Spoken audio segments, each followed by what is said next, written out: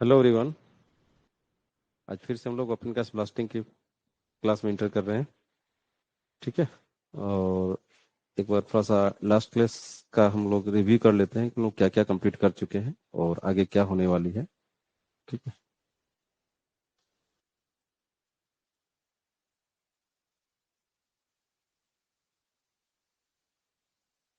देखिए, जहाँ से आप टाइप्स ऑफ ब्लास्टिंग स्टार्ट किए थे ना कि ब्लास्टिंग के कितने टाइप्स हैं, खास करके ओपन कास्ट माइंस में।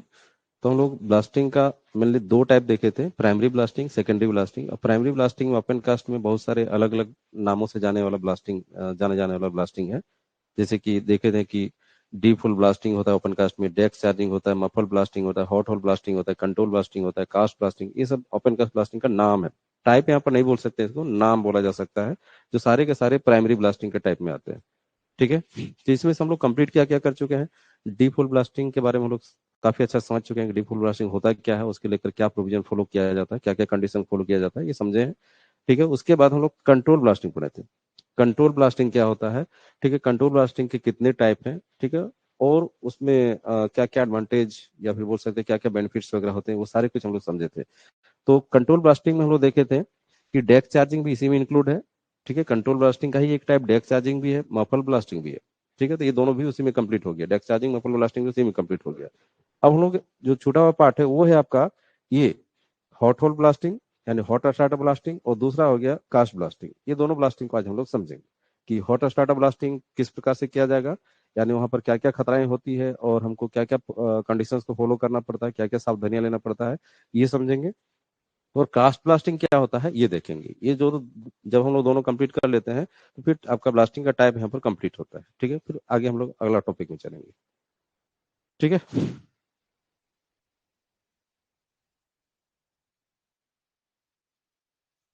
Hot starter blasting.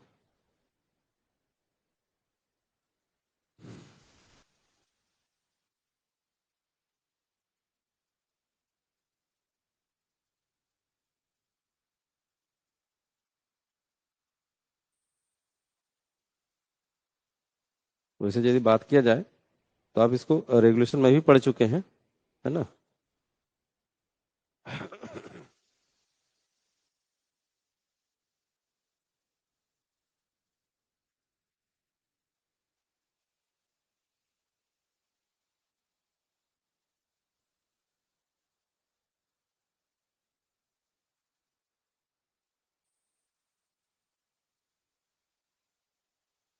ठीक है। आप इसको रेगुलेशन नंबर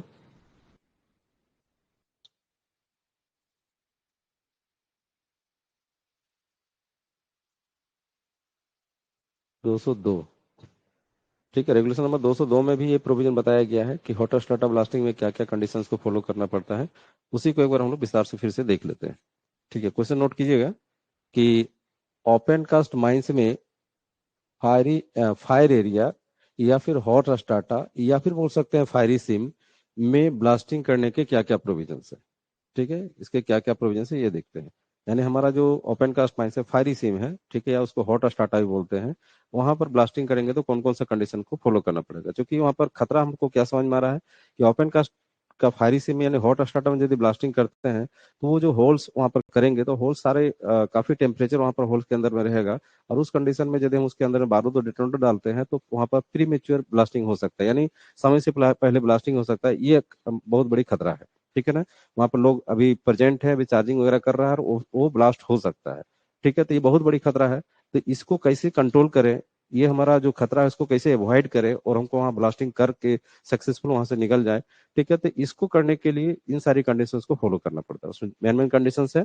पहला कंडीशन नोट कीजिएगा कि जब भी हम लोग hot start open cast mines में हॉट स्टार्ट हम ब्लास्टिंग करेंगे तो उसके लिए बोला गया है कि इस ब्लास्टिंग में ब्लास्टिंग ऑफिसर ब्लास्टिंग ऑफिसर की minimum qualification second class manager certificate होगी, second class manager certificate holder होगी। ठीक है ना। यानी हॉट स्टार्टअप में जो ब्लास्टिंग होगी वहां पर ब्लास्टिंग ऑफिसर की मिनिमम क्वालिफिकेशन सेकंड क्लास बताया गया है। यहाँ पर बहुत सारे बच्चों को ना कॉन्सेप्ट क्लियर नहीं हो पाता है। ठीक है। उसको लेकर आप ध्यान से सुनिएगा कि इसमें क्या क्यों ऐसा बोला गया, ध्यान से समझिएगा। सेकंड क्लास ये आपका जो हॉट स्टार्टअप में बोला गया सेकंड क्लास, इससे पहले आप जो पढ़ चुके हैं डीप होल ब्लास्टिंग में बोला गया फर्स्ट क्लास। ठीक है। तो भी फीस दोनों में हॉट स्टार्टर तो और ज्यादा खतरा हो गया। लेकिन ऐसा बात नहीं है। यदि यहाँ पर बोला गया कि हॉट स्टार्टर में यदि डिफॉल्ट ब्लास्टिंग हो रही है तो उस केस में फिर फर्स्ट क्लास हो जाएगा। यहाँ पर हॉट स्टार्टर में ब्लास्टिंग करने का मतलब हो गया कि यहाँ पर होल की जो गहराई है 3 मीटर या उससे कम है। इसे क्लियर लिखा नहीं गया है, ठीक है, लेकिन आपको यही समझना है कि हॉट स्टार्टर में जो ब्लास्टिंग हो रही है उसमें होल का जो गहराई है, डेप्थ है 3 मीटर या उससे कम है, उस केस में सेकंड क्लास मिनरल सर्टिफिकेट। लेकिन यदि हॉट स्टार्टर में ही हम डिफॉल्ट ब्लास्टिंग कर रहे हैं तो उस केस में फिर डिफॉल्ट ब्लास्टिंग का जो प्रोविजन है वो इसमें इंक्लूड हो जाएगा। यानी डिफॉल्ट ब्लास्टिंग में ब्लास्टिंग ऑफिसर का जो मिनिमम क्वालिफिकेशन था फर्स्ट क्लास मिनरल सर्टिफिकेट, तो यहाँ पर भी हो जाएगा फर्स्ट क्लास मिनरल सर्टिफिकेट। यही आपको फर्क समझना है, ठीक है। नॉर्मल केस में रहेगा कि हॉट स्टार्टर में क्वेश्चन, आपका क्वेश्चन को लेकर हम बात कर रहे हैं कि आपका जो एग्जाम में क्वेश्चन पूछा जाएगा कि नॉर्मल कंडीशन में क्वेश्चन में रहेगा कि हॉट स्टार्टर में ब्लास्टिंग करने के लिए ब्लास्टिंग ऑफिसर की मिनिमम क्वालिफिकेशन क्या होगी। वहां पर जो होल का डेप्थ वगैरह कुछ भी नहीं बताया गया है, ठीक है, तो उस केस में आपको वहां पर सेकंड क्लास लेना है। लेकिन यदि क्वेश्चन आता है कि हॉट स्टार्टर में डिफॉल्ट ब्लास्टिंग करने के लिए आपका जो ब्लास्टिंग ऑफिसर की मिनिमम क्वालिफिकेशन क्या होगी, तो वहां पर आपको फर्स्ट क्लास लेना है, फर्स्ट क्लास ले सकते हैं, ठीक है, क्लियर। इसके बाद आगे चलते हैं कि ये जो हम हॉट स्टार्टर ब्लास्टिंग करेंगे उसमें बोला गया कि स्लरी या इमल्सन एक्सप्लोसिव को छोड़कर कोई अदर एक्सप्लोसिव यूज नहीं किया जाएगा। बहुत इंपॉर्टेंट बात बोल रहा है, ठीक है। यानी जब भी हम लोग ओपन कास्ट में हॉट स्टार्टर ब्लास्टिंग करेंगे उसमें स्लरी एक्सप्लोसिव यानी एसएमएस, एसएमएस और इमल्सन एक्सप्लोसिव यानी एसएमई, एसएमई, इन दोनों एक्सप्लोसिव को छोड़कर कोई तीसरा एक्सप्लोसिव यूज नहीं किया जाएगा, ये बात किया जा रहा है, ठीक है ना। कोई तीसरा एक्सप्लोसिव यूज नहीं करें, क्यों? इसके पीछे रीजन है कि ये जो दोनों एक्सप्लोसिव है काफी इसमें प्रॉपर्टी है, यानी बोल सकते हैं कि इसमें सबसे इंपॉर्टेंट प्रॉपर्टी इस ब्लास्टिंग के लिए कि इसमें हीट रेजिस्टेंस काफी ज्यादा रहता है, हीट रेजिस्टेंस काफी ज्यादा रहता है, ठीक है। यदि इसके अलावा यदि हम बात करें तो और कौन सा एक्सप्लोसिव ओपन कास्ट में यूज होता है, तो एक होता है एनफो, अमोनियम नाइट्रेट फ्यूल है, तो उसमें हीट रेजिस्टेंस काफी पुअर है, इसीलिए बोल रहा है कि एनफो का यूज नहीं करना है। आप स्लरी या इमल्सन का यूज दोनों में से किसी का भी यूज कर सकते हैं, ठीक है। उसका फिर अगला कंडीशन है कि ब्लास्टिंग के काम में डीएफ यानी detonating fuse, detonating detonating fuse use किया जाएगा। यहां भी बहुत इंपॉर्टेंट बात बोला जा रहा है कि जब भी हम लोग हॉट स्टार्टर में ये जो स्लरी या इमल्सन एक्सप्लोसिव का यूज करेंगे तो उसमें डेटोनेटर के रूप में डीएफ यूज होगा, डेटोनेटर के रूप में डीएफ यूज होगा, ना ही यहाँ पर नॉनेल यूज किया जाएगा और ना ही यहाँ पर इलेक्ट्रॉनिक डेटोनेटर यूज किया जाएगा, दोनों का दोनों कुछ भी नहीं, डीएफ यूज किया जाएगा। जो लास्ट क्लासेस में आप डीएफ के बारे में समझे थे, डीएफ एक रोल में आता है, ठीक है, रोल में आता है, प्लास्टिक ट्यूब में आता है, उसको कटिंग करके हम लोग यूज कर सकते हैं। लास्ट क्लास में बताए थे ना कि उसमें डीएफ यदि जहां यूज कर रहे हैं ना, तो डीएफ को आप बूस्टर में बांध के आप डायरेक्टली उसमें होल में डालिए तो वो डीएफ ही उस बूस्टर को इनिशिएट कर देता है, मतलब अलग से कोई डेटोनेटर की जरूरत नहीं पड़ता, यानी ये जो डीएफ है वो डेटोनेटर की तरह फंक्शन करता है, ठीक है। तो हॉट स्टार्टर ब्लास्टिंग में डीएफ यूज किया जाएगा, डीएफ को छोड़कर कोई अदर डेटोनेटर यूज नहीं किया जाएगा। यहाँ पर क्लियर हो गया कौन सा एक्सप्लोसिव कौन सा डेटोनेटर यूज करना है, ये क्लियर हो गया, ठीक है। अगला कंडीशन है कि प्रत्येक होल का टेम्परेचर मेजर किया जाएगा और उसका रिकॉर्ड बाउंड पेज बुक में, उसका रिकॉर्ड बाउंड पेज बुक में मेंटेन किया जाएगा तथा blasting officer and manager, blasting officer and manager उसमें सिग्नेचर करेंगे, ये बोला जा रहा है। यानी यहाँ पर चार्जिंग से पहले की बात हो रही है, जब आपका ड्रिल होल हो चुका है, ठीक है, ब्लास्टिंग के लिए हॉट स्टार्टर ब्लास्टिंग के लिए जब सारे होल कर चुके हैं, ठीक है, उसके बाद वहां पर बोला गया कि सारे होल का टेम्परेचर मेजर करना है, सारे होल का टेम्परेचर मेजर करना है। टेम्परेचर मेजर करने के लिए आपका इंस्ट्रूमेंट आता है जिसको हम लोग किस नाम से जानते हैं,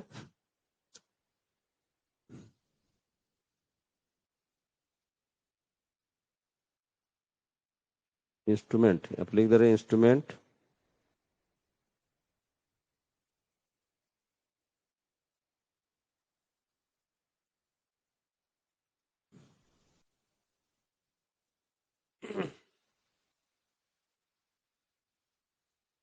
इंस्ट्रूमेंट का नाम एट ए टाइम याद नहीं आ रहा है क्या, इंस्ट्रूमेंट, कोई इंस्ट्रूमेंट का नाम बताइए, इंस्ट्रूमेंट का नाम याद है जो हम लोग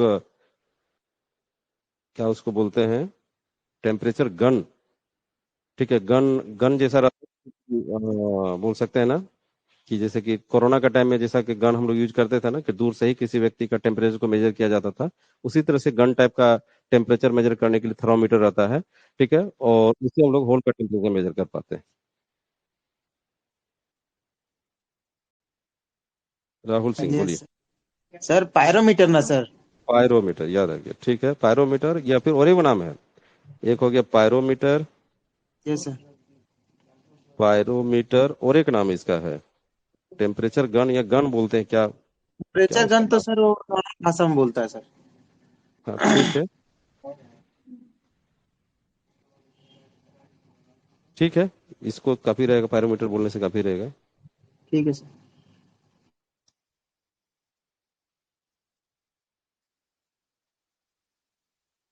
एक थर्मोगन लिख रहे हैं,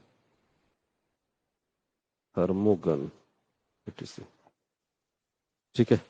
ये पायरोमीटर से हम लोग सारे होल का टेम्परेचर मेजर करेंगे और उसका रिकॉर्ड बाउंड पेज बुक में रखा जाएगा, ठीक है, उसका रिकॉर्ड बाउंड पेज बुक में रखा जाएगा। और उस बाउंड पेज बुक में सिग्नेचर करने का रिस्पॉन्सिबिलिटी किसकी है, तो दो व्यक्तियों की है, ब्लास्टिंग ऑफिसर, ब्लास्टिंग ऑफिसर और मैनेजर। ठीक है, यहाँ तक का कहानी समझ में आया। इसमें क्या क्या बात किया गया कि जब भी hot start open cast mines में हॉट स्टार्ट टाइम ब्लास्टिंग करनी हो तो वहां पर ब्लास्टिंग ऑफिसर का मिनिमम क्वालिफिकेशन आपका सेकंड क्लास मैनेजर सर्टिफिकेट होगा। हाँ, यहाँ पर शॉर्ट फायर का यहाँ पर क्वालिफिकेशन नहीं बताया गया। शॉर्ट फायर का क्वालिफिकेशन डिपेंड करेगा कि वो डी फुल है या नहीं है, ठीक है। तो यदि डी फुल नहीं है तो फिर सरदार कर सकते हैं, डी फुल है तो फिर ओवरमैन करना पड़ेगा, ठीक है। तो शॉर्ट फायर का क्वालिफिकेशन नहीं बताया गया, ठीक है। तो उसके बाद फिर बोला गया कि जो हॉट स्टार्टम ब्लास्टिंग होगी उसमें केवल और केवल स्लरी एक्सप्लोसिव या एमल्सन एक्सप्लोसिव, दोनों में से किसी एक्सप्लोसिव का यूज कर सकते हैं। डेटोनेटर के रूप में डीएफ यूज किया जाएगा, डेटोनेटर फ्यूज यूज किया जाएगा, ठीक है। और सभी होल का टेम्परेचर चार्जिंग से पहले टेम्परेचर मेजर कर लेना होगा और उसका टेम्परेचर का रिकॉर्ड बाउंड पेज बुक में रखना होगा और उसमें मैनेजर और ब्लास्टिंग ऑफिसर सिग्नेचर करेंगे। यहाँ तक क्लियर है। आगे और भी कंडीशन है, यहाँ तक नोट कर लीजिएगा। आगे अगला कंडीशन बात करते हैं। अगला कंडीशन है कि टेम्परेचर 80 डिग्री सेंटीग्रेड से अधिक होने पर, ठीक है, टेम्परेचर होल का टेम्परेचर 80 डिग्री सेंटीग्रेड से अधिक होने पर होल को चार्ज नहीं किया जाएगा। ये बहुत इंपॉर्टेंट बात है, ठीक है। यहां से क्वेश्चन कई बार आया है। बोला गया कि जब आप टेम्परेचर सारा का मेजर कर रहे हैं, जो आपका थर्मोमीटर है या फिर जो पायरोमीटर है, ठीक है, तो उसमें देखना होगा कि जिस होल का टेम्परेचर 80 डिग्री से अधिक हो गया है तो उसको चार्ज नहीं करना है, ठीक है। हाँ, ऐसा प्रैक्टिकली यदि बात करें तो यदि मान के चलते हैं कि आप 50 होल करके रखे हैं, उसमें से 10-20 को होल में 80 डिग्री से ज्यादा टेम्परेचर है, 10-20 को में आपका कम टेम्परेचर है, तो वहां पर सारा होल को मेजर मतलब आपको ये नहीं करना है, मतलब बोल सकते हैं कि चार्जिंग नहीं करना है।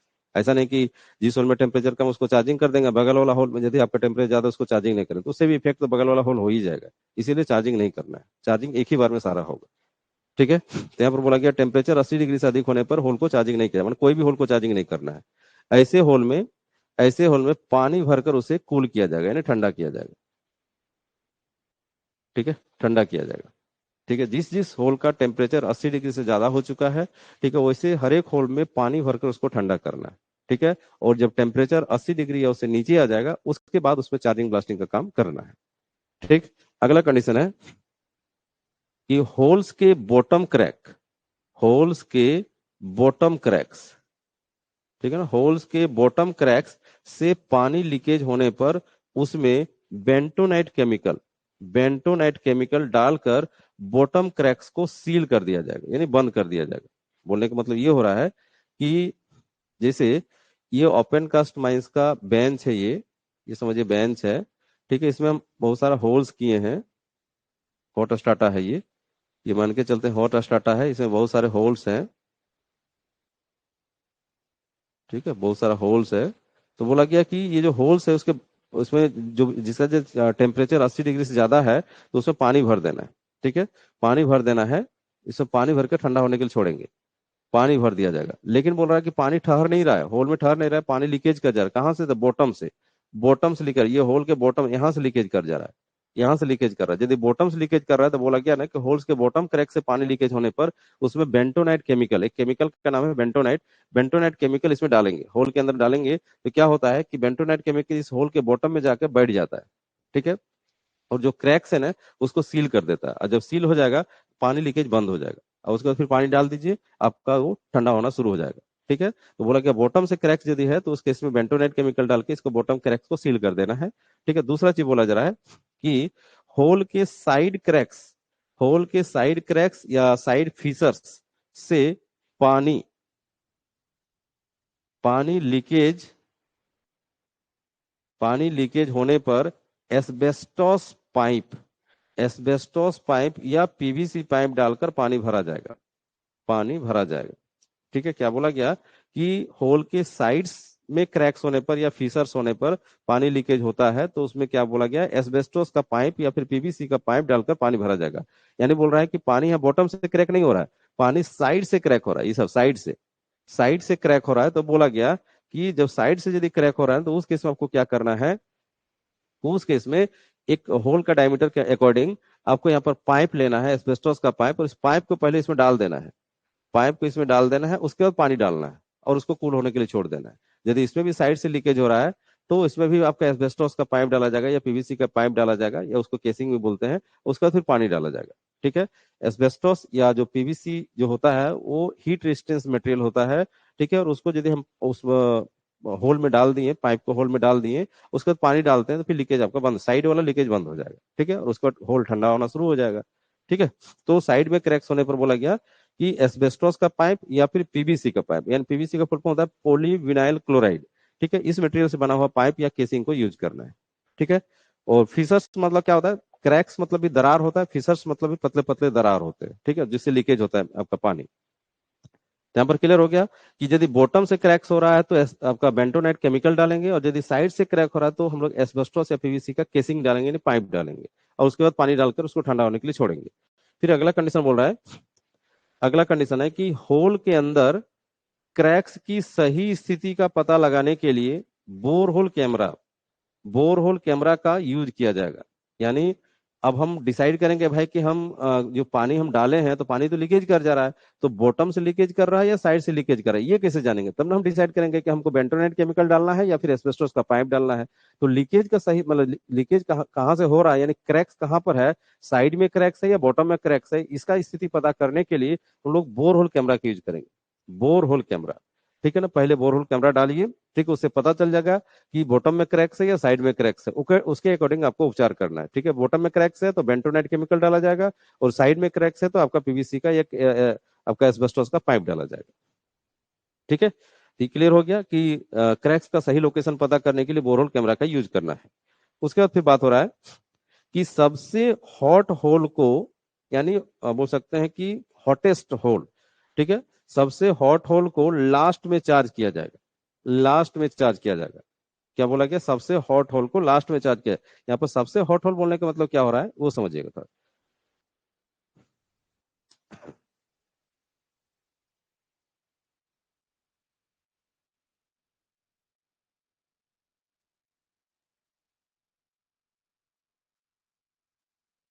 यहाँ देखिए, मान के चलते कि इस बेंच में बहुत सारा होल किए हैं, बहुत सारा होल है।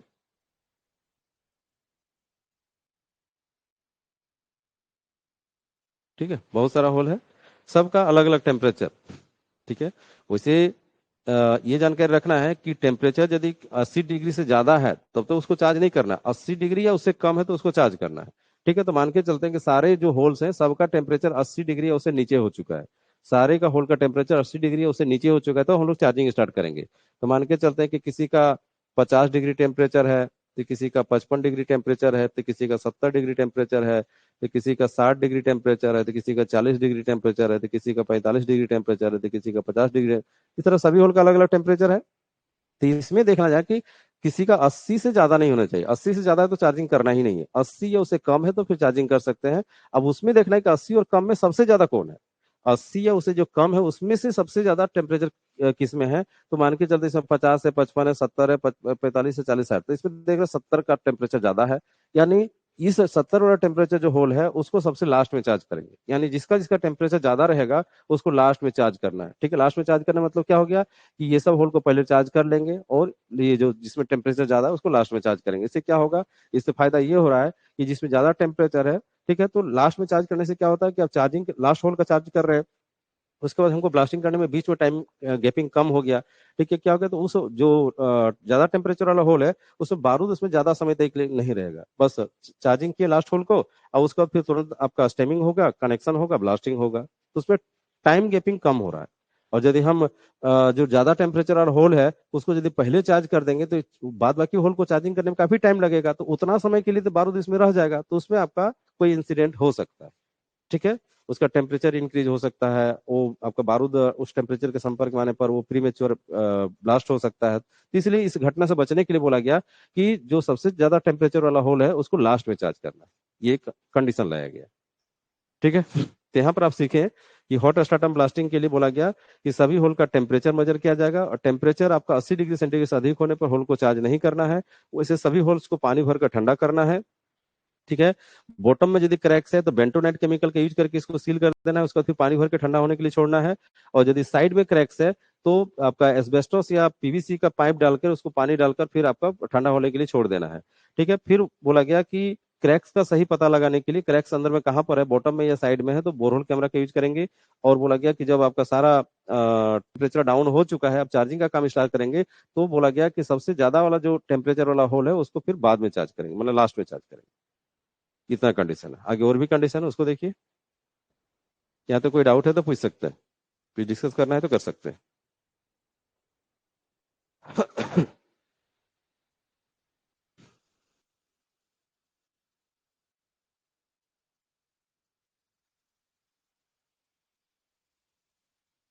याद रखिएगा, जिसमें नोट्स बनाइएगा आप लोग, या जिसमें अभी अभी यदि नोट्स बना रहे हैं, तो उस केस में याद याद रखिएगा कि जहां जहां पर हम इंपॉर्टेंट वर्ड को रखे हैं, तो आप भी क्या करेंगे, उस इंपॉर्टेंट वर्ड को एक अलग कलर में अंडरलाइन जरूर कर लेंगे। वो इंपॉर्टेंट वर्ड से ही आपका ऑब्जेक्टिव क्वेश्चन बनेगा।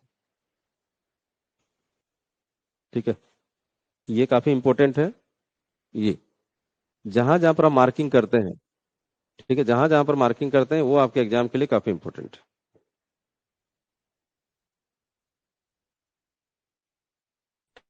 सत्यम सिंह, हाँ प्रणाम सर। प्रणाम, बोलिए।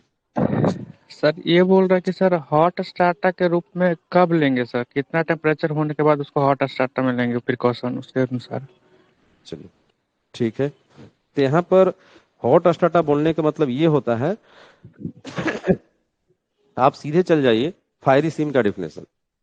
फायरी सीम का डिफिनेशन आपको समझना है कि यदि कोई सीम में, ठीक है, आग लगा हुआ है या स्पॉन्टेनियस हीटिंग मौजूद है, तो वैसे ही सीम या जो आपका स्टार्टा है उसको हम लोग फायरी सीम बोलते हैं। तो जो भी फायरी सीम के डिफिनेशन के अंतर्गत जो भी स्टार्टा आता है, सबके सब हॉट स्टार्टा। यहाँ पर टेम्परेचर को लेकर कहीं पर वैसे आपको डाटा नहीं नजर आया है। सीधा सीधे आपको समझना कि फायरी सीम है यानी हॉट स्टार्टा है। ठीक है, स्पॉन्टेनियस हीटिंग मौजूद है या फिर उसमें आग लगा हुआ है उस सीम में, तो वो हॉट स्टार्टा कहलाएगा। ऐसा हम समझ पा यस। रहे हैं। ठीक है। Yes sir. Yes sir. ठीक है, हाँ, और एक चीज याद रखिएगा कि ओपन कास्ट माइंस में यदि आपका फायरी सीम या जो हॉट स्टार्टर जिसको बोल रहे हैं, तो उस कंडीशन में वहां पर ब्लास्टिंग कर सकते हैं, साथ मतलब इस सारी कंडीशन को फॉलो करते हुए। लेकिन यदि आपका अंडरग्राउंड वर्किंग में यदि हॉट स्टार्टर या फिर बोल सकते हैं कि जो आपका फायरी सिम है, तो अंडरग्राउंड में कोई कंडीशन नहीं है। अंडरग्राउंड में यदि फायरी सिम है तो अंडरग्राउंड वर्किंग में कभी भी ब्लास्टिंग नहीं किया जाता है। और आपका जहां पर आग लगा हुआ है या स्पॉन्टेनियस हीटिंग मौजूद है, उस जगह पर कभी भी आपका ब्लास्टिंग करने का कोई प्रोविजन नहीं है, सिर्फ ओपन कास्ट में ही प्रोविजन। Yes sir. ठीक है, ठीक ठीक है सर। चलिए आगे और भी कंडीशंस हैं।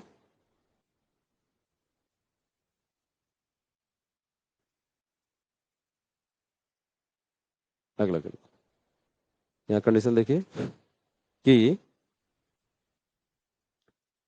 अनचार्ज होल्स को वाटर या सैंड से भरा जाएगा। अनचार्ज होल, ठीक है, अनचार्ज होल मतलब क्या हो गया कि जिस होल में बारूद नहीं भरे हैं, जिस होल में बारूद नहीं भरे हैं वैसे होल को बोला गया, वैसे होल में या तो पानी भर देना है या फिर सैंड यानी बालू भर देना है। ठीक है, जैसे इमेज कीजिए, यहाँ पर इमेज करके आपको बताते हैं। जैसे कि ये मेरा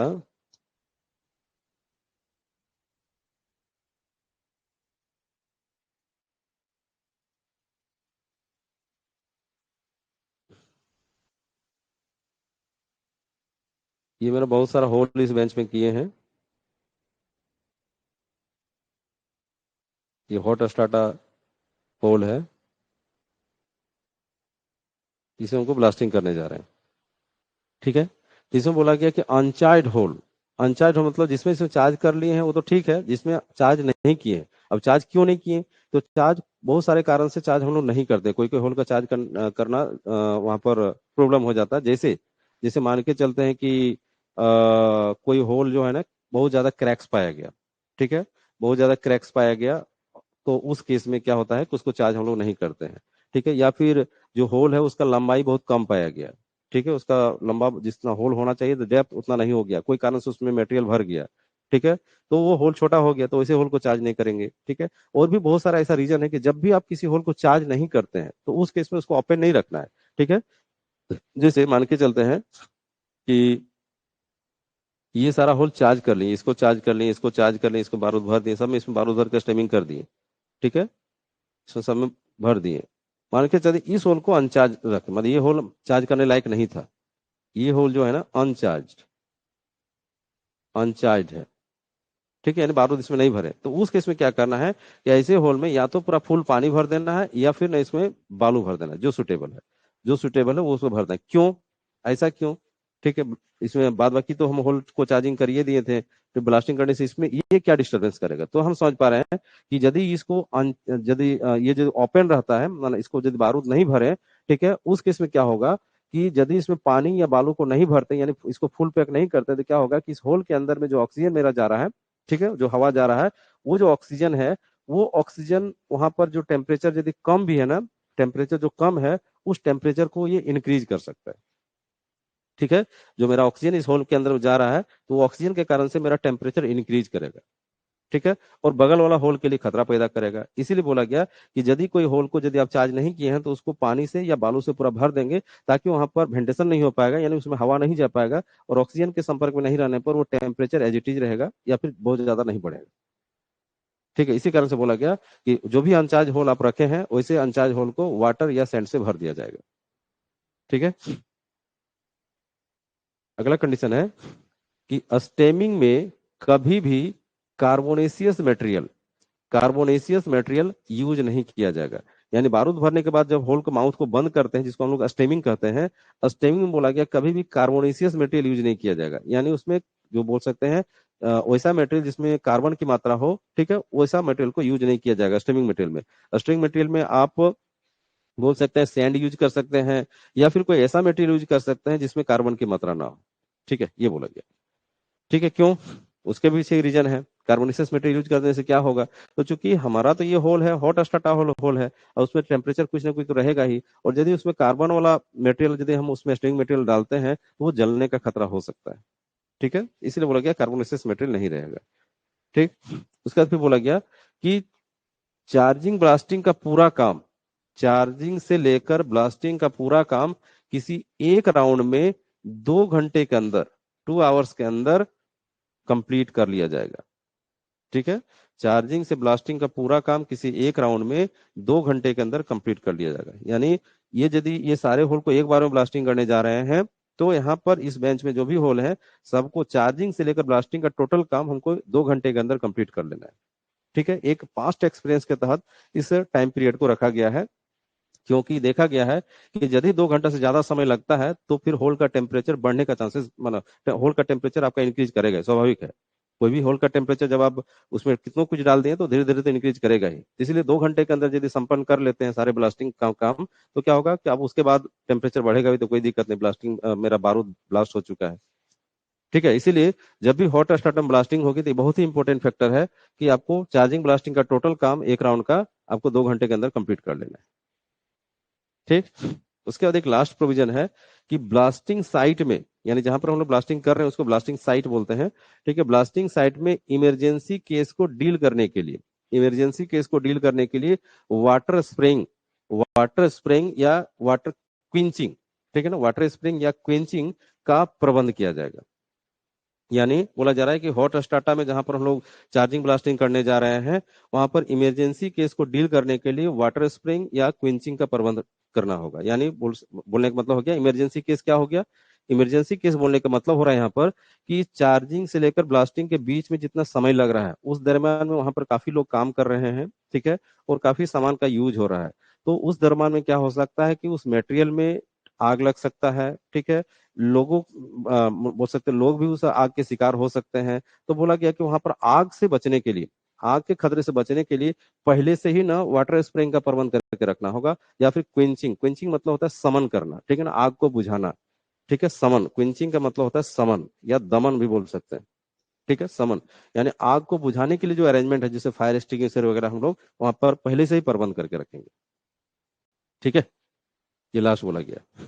क्या बोला गया कि चार्जिंग से लेकर ब्लास्टिंग के बीच में जितना समय लग रहा है उस दौरान में यहाँ पर जितने भी मटेरियल यूज किए जा रहे हैं, हमारा एक्सप्लोसिव वैन रहेगा और भी हम बहुत सारे सामान यूज करेंगे, उस दौरान में उसमें आग लग सकता है। इस इमरजेंसी केस को डील करने के लिए पहले से ही यहाँ पर इस जगह पर वाटर स्प्रिंग का या फिर क्विंचिंग का प्रबंध करके रखना होगा। क्विंचिंग मतलब हो गया जो आग को बुझाने के लिए जो हम लोग फायर एक्सटिंग्विशर वगैरह यूज करते हैं, वो इसके एग्जाम्पल में आ जाएंगे। तो क्विंचिंग का प्रबंध पहले से ही करके रखना होगा।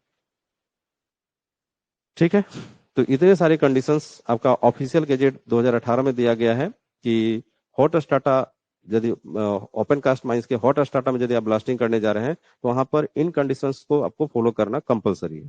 इन कंडीशंस को फॉलो करते हुए आप ब्लास्टिंग कर सकते हैं।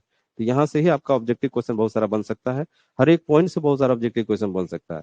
जैसे वो जो 80 डिग्री वाला कहानी था ना, वो कई बार क्वेश्चन आपका एग्जाम में आ चुका है। जैसे कि आपका हॉट स्टार्टा में किसी होल का टेम्परेचर कितना रहने पर हम उसको चार्जिंग नहीं करेंगे, तो याद रखिएगा मोर देन 80 डिग्री, उसमें 80 डिग्री इंक्लूड नहीं है। ये बहुत इंपॉर्टेंट बात है। ठीक है ना, मोर देन 80 डिग्री यानी एक्सीडिंग 80 डिग्री। ठीक है, 80 डिग्री से अधिक रहने पर हम उसको चार्जिंग नहीं करेंगे, 80 डिग्री या उससे कम रहने पर हम चार्जिंग कर सकते हैं। ठीक है, और भी क्वेश्चन आता है जैसे कि हॉट स्टार्टअप ब्लास्टिंग में ब्लास्टिंग ऑफिसर की मिनिमम क्वालिफिकेशन क्या होगी, तो सेकंड क्लास मैनेजर सर्टिफिकेट। लेकिन यदि इस क्वेश्चन आता है कि हॉट स्टार्टअप ब्लास्टिंग में डी फुल ब्लास्टिंग के कंडीशन में आपका ब्लास्टिंग ऑफिसर की मिनिमम क्वालिफिकेशन क्या होगी, तो वहां पर फर्स्ट क्लास मैनेजर सर्टिफिकेट हो जाएगा। ठीक है, इस तरह से और भी बहुत सारी जगहों पर आपका ये जो ऑब्जेक्टिव क्वेश्चन है अलग अलग सेंटेंस से बनाया जा सकता है। ठीक है, जैसे यहाँ से भी बन जाएगा कि हॉट स्टार्टअप ब्लास्टिंग में चार्जिंग से लेकर ब्लास्टिंग का टोटल काम कितने समय के अंदर हो जाना चाहिए, तो 2 घंटे के अंदर हो जाना चाहिए। ठीक है, तो इस तरह से हम लोग कंप्लीट किए हॉट स्टार्टअप ब्लास्टिंग का जो प्रोविजन है। इसमें से कोई डाउट है तो डिस्कस कर सकते हैं।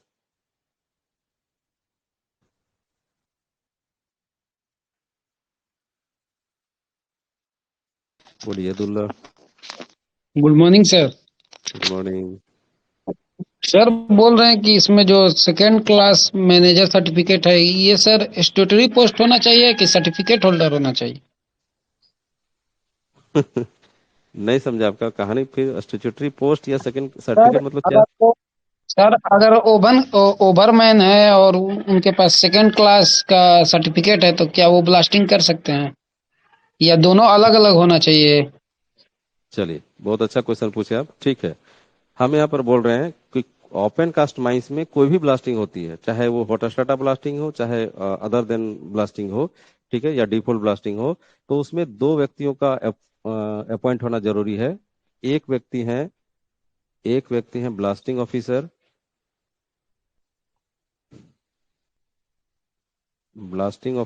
और दूसरे व्यक्ति हैं आपका शॉर्ट फायरर।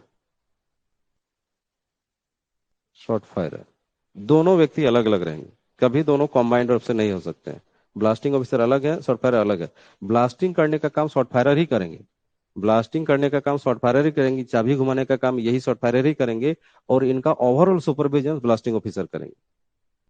ठीक है, ठीक है सर। इनका जो शॉर्ट फायरर का ओवरऑल जितने भी टीम है, ब्लास्टिंग क्रू है, उनका ओवरऑल सुपरविजन ब्लास्टिंग ऑफिसर करेंगे। तो इसमें बोला गया कि यदि आपका हॉट स्टार्टअप ब्लास्टिंग है तो इस ब्लास्टिंग ऑफिसर का minimum qualification second class manager certificate, और यदि डी फुल ब्लास्टिंग कर रहे हैं तो फिर इस ब्लास्टिंग ऑफिसर का मिनिमम क्वालिफिकेशन आपका हो जाएगा फर्स्ट क्लास मैनेजर सर्टिफिकेट। और शॉर्ट फायर का क्वालिफिकेशन क्या होगा, तो शॉर्ट फायर का क्वालिफिकेशन हो गया डी फुल ब्लास्टिंग के केस में ओवरमैन सर्टिफिकेट, इनका शॉर्ट फायर का qualification minimum qualification. Higher qualification कुछ भी हो सकता है, यहाँ तक कि सेकंड क्लास मैनेजर सर्टिफिकेट को भी शॉर्ट फायर बनाया जा सकता है, फर्स्ट क्लास मैनेजर सर्टिफिकेट को भी शॉर्ट फायर बनाया जा सकता है। ठीक है, हॉट स्टार्टर के केस में शॉर्ट फायर का जो क्वालिफिकेशन है ये नहीं बताया गया। ठीक है, तो उस केस में आपको डिफॉल्ट ब्लास्टिंग वाला ही फॉलो करना है कि यदि डिफॉल्ट ब्लास्टिंग यहाँ पर हॉट स्टार डिफॉल्ट ब्लास्टिंग हो रही तो ओवरमैन हो जाएगा, और यदि डिफॉल्ट ब्लास्टिंग नहीं हो रही तो सरदार हो सकता है। ये कहानी। ठीक है सर। और सर जो पॉइंट नंबर 12 में बोले हैं कि हम्म 2 आवर के अंदर कर लेना है, तो सर हम्म ये लास्ट होल का चार्जिंग करेंगे वहां से काउंट होगा कि फर्स्ट होल का जो चार्जिंग करेंगे वहां से काउंट होगा? आप अपना दिमाग लगाइए तो कहाँ से काउंट करना चाहिए? फर्स्ट होल से हमको तो लगता है सर। एकदम सही है, खतरा तो वहीं से शुरू हो रहा है ना। Yes sir. फर्स्ट होल में जैसे चार्जिंग वहीं से तो खतरा शुरू हो गया, तो खतरा जहां शुरू होगा वही टाइम को काउंट करेंगे, फर्स्ट होल से काउंट करेंगे। ठीक है, ठीक है सर।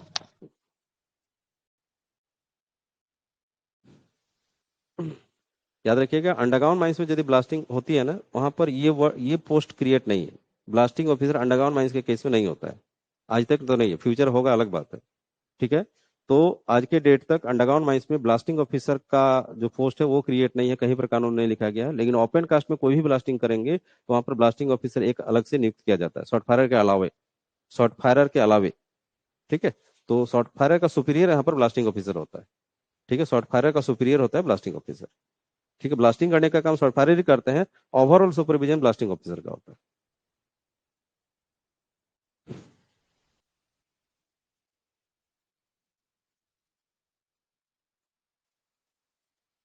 चलिए, इस तरह से हम लोग हॉट स्टार्टर ब्लास्टिंग कंप्लीट किए। अब चलते हैं हम लोग कास्ट ब्लास्टिंग। ठीक है ना, अगला ब्लास्टिंग आपका है कास्ट ब्लास्टिंग।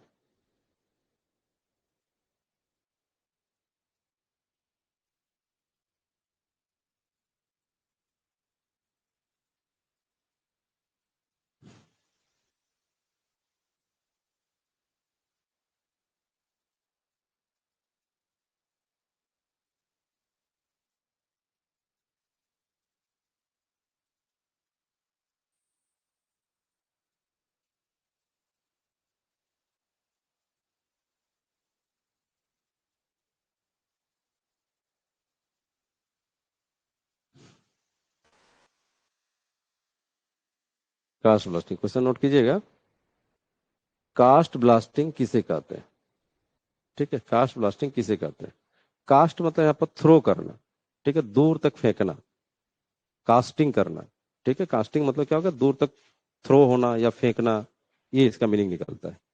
ठीक है, तो कास्ट ब्लास्टिंग क्या बोलेंगे तब? ओपन कास्ट माइंस में जब किसी ओबी बेंच के ब्लास्टिंग को, जब किसी ओबी बेंच यानी ओवरबर्डन बेंच के ब्लास्टिंग को डीकोल्ड एरिया की ओर, डीकोल्ड एरिया की ओर थ्रो या कास्ट, थ्रो को ही कास्ट बोल रहे हैं, थ्रो या कास्ट करवाई जाती है, तो ऐसे ही ब्लास्टिंग को कास्ट ब्लास्टिंग, कास्ट ब्लास्टिंग या थ्रो ब्लास्टिंग कहा जाता है। ठीक है, इसमें बहुत सारे इंपॉर्टेंट वर्ड है।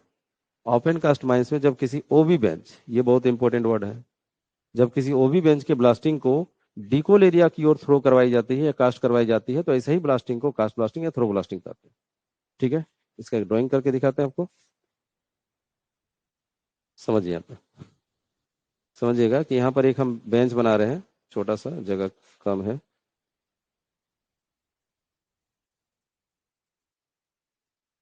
ठीक है, मान के चलते हैं कि इस बेंच में हम ब्लास्टिंग करने जा रहे हैं, इस बेंच में ब्लास्टिंग करने जा रहे हैं। ठीक है, तो इधर का एरिया क्या है, ये जो इस पार्ट का जो एरिया है, ये है डीकोल एरिया, ये है D'Cold area, D'Cold area. D'Cold area का मतलब होता है कि जहां से कोयला पूरा निकाल चुके हैं। ठीक है, डीकोल एरिया का मतलब होता है कि जहां से पूरा कोयला निकाल चुके हैं, वो एरिया को डीकोल एरिया कहेंगे। ठीक है, तो यहाँ पर क्या करते हैं कि ये जो डिकोल एरिया, यदि बगल में ही मेरा ओबी बेंच है, कभी कभी सिचुएशन ऐसा आता है, और निचला बेंच में ही ऐसा सिचुएशन मिलता है, टॉप बेंच में ऐसा सिचुएशन नहीं मिलेगा, तो निचला बेंच में सिचुएशन मिलता है ऐसा। तो यदि कोई बेंच, ओबी बेंच में हम ब्लास्टिंग करने जा रहे हैं और उसके बगल में मेरा डिकोल एरिया है, तो हम यहाँ पर ब्लास्टिंग का जो पैटर्न है, यानी जो बोल सकते हैं कि जो डिले, जो सीक्वेंस हम लोग ऐसा रखते हैं कि ब्लास्टिंग जो होगा ना, थ्रो इधर होना चाहिए, मतलब ब्लास्टिंग का फ्री फेस इधर मानना होगा। ठीक है, इस डिकोल एरिया को फ्री फेस मानना है और ब्लास्टिंग का थ्रो हमको इधर करवाना है, जिससे क्या होगा कि ये मैक्सिमम जो ब्लास्टिंग मटेरियल है वो इस गड्ढे में जाकर गिरे, थ्रो हो जाए। ठीक है, तो उसमें क्या होगा कि हम ब्लास्टिंग का जो नंबर है, यानी जो अब डेटोनेटर का जो नंबर है, ऐसा उसमें सेट करेंगे। ठीक है, कि मेरा उधर ही स्टार्टिंग, मतलब जैसे लास्ट क्लास में याद कीजिए, लास्ट क्लास में हम लोग क्या बताए थे कि जिधर जिधर हम जीरो मानते हैं, मतलब जिधर हम पहले इनिशिएट करते हैं डेटोनेटर को, या जिसको जीरो डेटोनेटर जिधर रखते हैं, उधर से ही आपका ब्लास्टिंग होल टूटना शुरू होता है। ठीक है, पहले जीरो टूटेगा, उसके बाद उससे ज्यादा नंबर वाला टूटेगा, उससे ज्यादा डी वाला टूटेगा। तो हम लोग क्या करते हैं कि जिधर आपका डिकोल एरिया है, नहीं आपका जिधर जिधर गड्ढा है, उधर हम लोग जीरो मानते हैं, इधर से हम लोग होल को तोड़ने का काम करते हैं। मैंने ऐसा डिजाइन तैयार करते हैं कि आपका होल इधर से ही टूटे, उसका धीरे धीरे सारा होल इधर ही जाए। ठीक है, तो जब ब्लास्टिंग करेंगे तो यदि सारा मटेरियल इधर जा रहा है, इधर जा रहा है, इस गड्ढे में जाने का काम कर, इधर हम थ्रो करवा रहे हैं, इस गड्ढे की ओर थ्रो करवा रहे हैं, तो ऐसे ही ब्लास्टिंग को कास्ट ब्लास्टिंग करते हैं।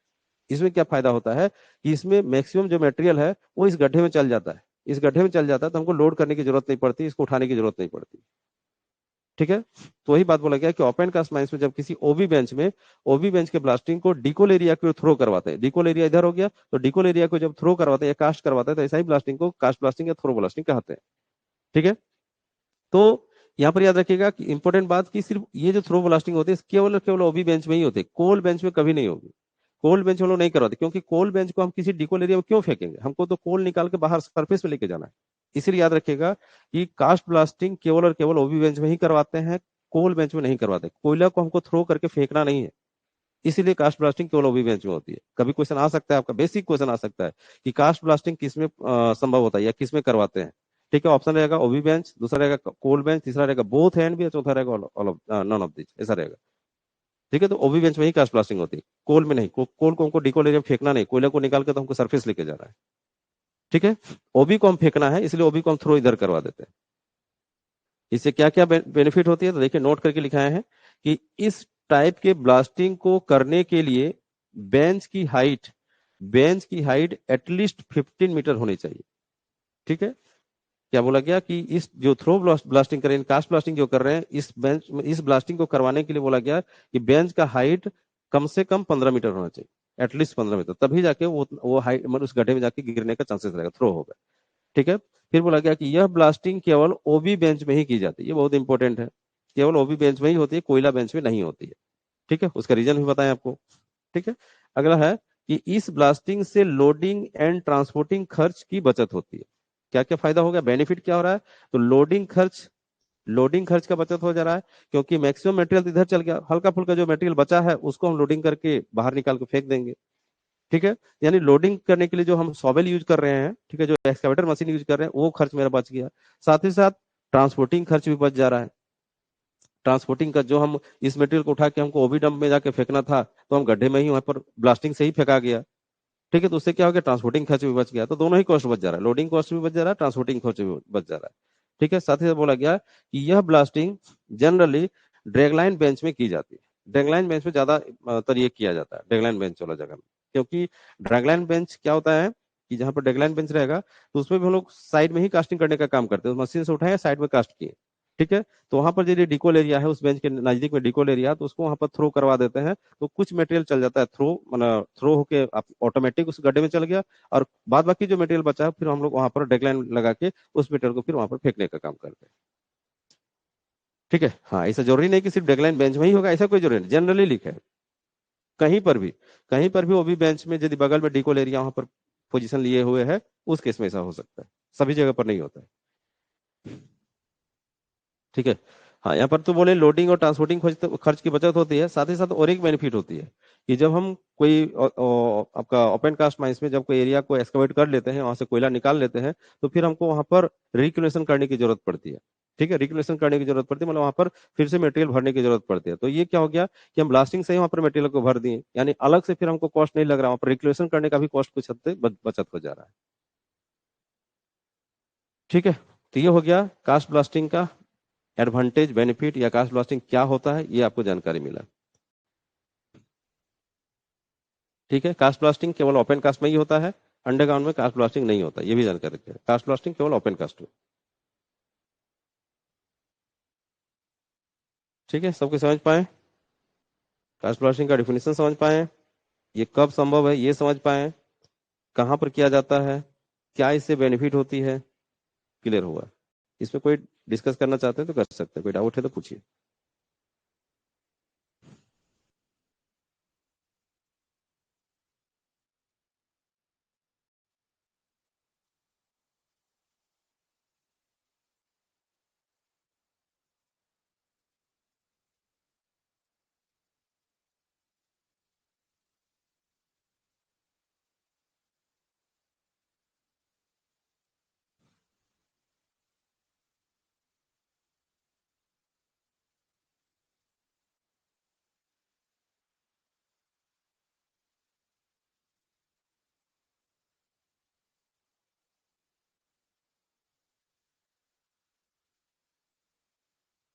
कोई डाउट नहीं, ठीक है।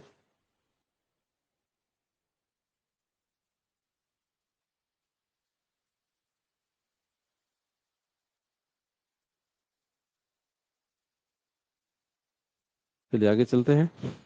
ये हो गया ओपन कास्ट माइंस में जितने भी ब्लास्टिंग के टाइप थे ना, ठीक है, या अलग अलग नाम था, वो सारा कंप्लीट हुआ। ठीक है, अब हम लोग एक एडिशनल टाइप का जो टर्म है उसको पढ़ लेते हैं यहाँ पर। ठीक है, एक है ओपन कास्ट से ही रिलेटेड एक टर्म है स्लीपिंग होल। ठीक है, स्लीपिंग होल क्या होता है उसके बारे में थोड़ा समझ लेते हैं।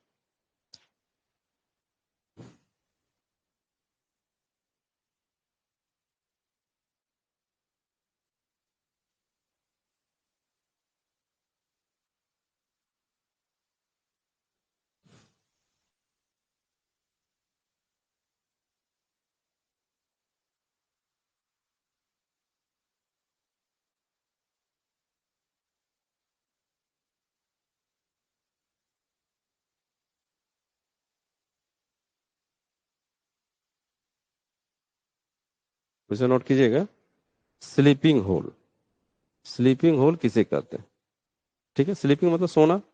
ठीक है, सोने वाला होल। ठीक है, तो क्या होता है देखिए इसका डेफिनेशन। ओपन कास्ट माइंस में चार्ज किए गए शॉर्ट होल, ठीक है, ओपन कास्ट माइंस में चार्ज किए गए शॉर्ट होल को यदि किसी कारणवश सेम डे ब्लास्ट नहीं किया जाता है तो वैसे ही चार्ज होल्स को स्लीपिंग होल कहते हैं। वैसे ही चार्ज होल को स्लीपिंग होल कहते हैं। क्या बोला गया कि ओपन कास्ट माइंस कंपलसरी है, यानी अंडरग्राउंड में कभी भी स्लीपिंग होल नहीं रखा जाता है, ओपन कास्ट में ही रखा जाता है। तो बोला गया ओपन कास्ट माइंस में चार्ज किया गया जो शॉर्ट होल है उसको यदि किसी कारणवश सेम डे मतलब जिस दिन चार्ज किए उसी दिन यदि ब्लास्ट नहीं करते हैं, ठीक है, तो वैसे ही चार्ज किए गए होल्स को स्लीपिंग होल कहा जाता है। यही है। इतना समझने के बावजूद भी यदि किसी बच्चे को डेफिनेशन पूछा जाए ना फिर गलत बोल देते हैं। ठीक है, तो याद रखिएगा यहाँ पर इंपॉर्टेंट वर्ड क्या है, ओपन कास्ट बहुत ही इंपॉर्टेंट, ओपन कास्ट बोलना बहुत जरूरी है। अंडरग्राउंड में कभी भी स्लीपिंग होल रखने का कोई प्रोविजन ही नहीं है।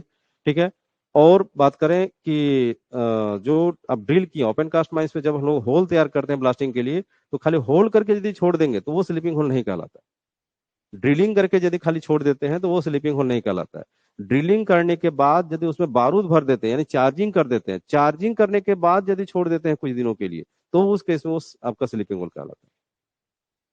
ठीक है, बहुत सारे बच्चे ऐसा डिफिनेशन बोलते हैं कि ओपन कास्ट माइंस में चार्ज किए गए होल को यदि हम अ, दूसरे दिन ब्लास्टिंग करते हैं तो उसको स्लीपिंग होल कहते हैं। वैसा नहीं बोलना है, दूसरे दिन क्यों बोलेंगे, जरूरी हो सके तो तीसरा दिन भी तो ब्लास्टिंग कर सकते हैं।